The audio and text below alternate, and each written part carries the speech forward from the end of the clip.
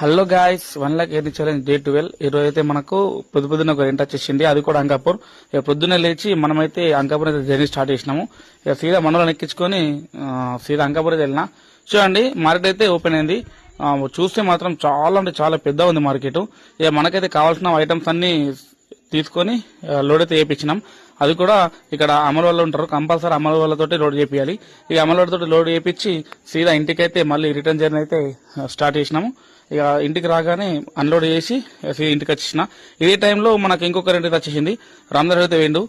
అది కూడా మన డీజిల్ డ్రమ్ములు మన కోనందర్ నుంచి దానిపేటకి అయితే వెళ్ళి అక్కడ అన్లోడ్ చేసేసి వాడు కూడా సీదా ఇంటికి వచ్చేసిండు. ఇయ్యాలకైతే ఇంతే గాయస్. ప్రైవేట్ వచ్చేసి టోటల్ రెంట్ వచ్చేసి 2,500, డీజిల్ 550 ఓను. మనకైతే ఇవాళ ప్రాఫిట్ వచ్చేసి 1,950 రూపాయలు. టోటల్ ప్రాఫిట్ వచ్చేసి మనకు 10,600. ఓకే గైస్, మరి రేపటి ప్రైస్ కోసం రేపు ఇద్దాం. ఉంటా, బాయ్.